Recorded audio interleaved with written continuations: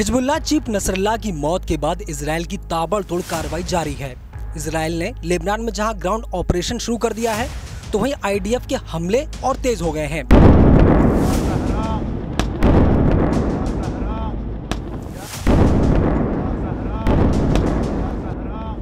Israeli सेना Hezbollah के साथ साथ हूती और हमास के ठिकानों को भी तबाह करने में जुट गई है।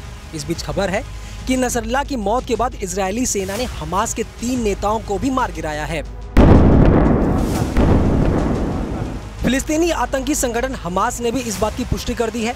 हमास ने कहा है कि आईडीएफ ने बेरूत में हवाई हमले किए, जिसमें फतेह शेरिफ, अबू अल अमीन समेत 3 लोगों की मौत हो गई।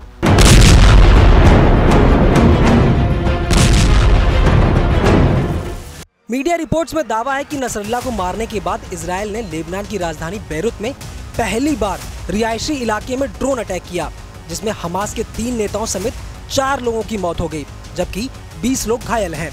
मरने वालों में popular front for the liberation of फिलिस्तीन यानी PFLP के 3 बड़े लीडर भी शामिल हैं।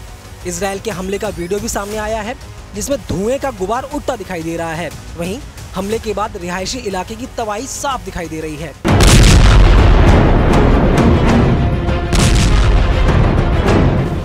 रिपोर्ट में बताया गया कि इजराइल ने बेरूत के दक्षिणी हिस्से को निशाना बनाया था, जहां हिजबुल्लाह की मजबूत मौजूदगी है। वहीं हिजबुल्लाह चीफ की मौत के बाद पहली बार संगठन के डिप्टी चीफ नईम कासिम ने जनता को संबोधित किया।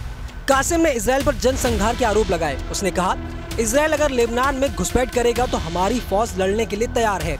नसरल्लाह की मौत से हमारे प्लान में कोई बदलाव नहीं आया है। दूसरी तरफ इजराइल के रक्षा मंत्री योव गैलेंट ने भी सेना को तैयार रहने के लिए कहा है। इजरायली मीडिया के मुताबिक उन्होंने सैनिकों से कहा है कि हिजबुल्लाह के प्रमुख हसन नसरल्लाह का खात्मा एक महत्वपूर्ण कदम है। हमारे पास जो क्षमताएं हैं, हम आगे उनका पूरा इस्तेमाल करेंगे।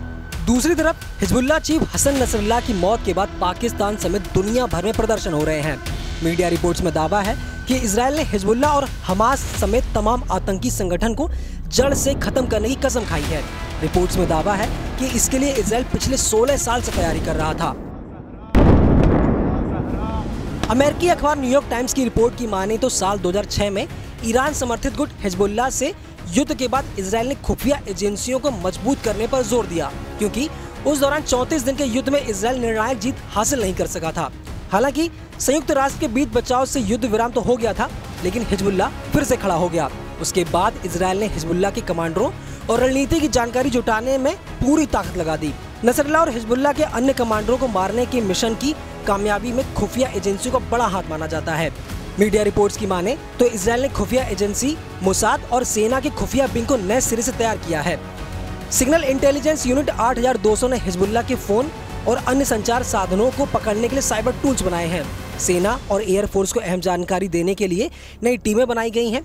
7 अक्टूबर को इजराइल पर हमास के हमले के बाद इजरायली खुफिया अधिकारियों को आशंका थी कि हिजबुल्लाह हर हाल में हमला करेगा। फिर हसन नसरल्लाह की हत्या के लिए तेजी से योजनाएं बनाई गई। बता दें कि नसरल्लाह की मौत के बाद ईरान भयंकर गुस्से में है। माना जा रहा है कि वो रूस के साथ मिलकर इजराइल पर जवाबी कार्रवाई कर सकता है। इस खबर पर आपकी क्या राय है, हमें कमेंट करके जरूर बताएं और ऐसी खबरों के लिए बने रहिए न्यूज़ 18 इंडिया ओरिजिनल्स के साथ।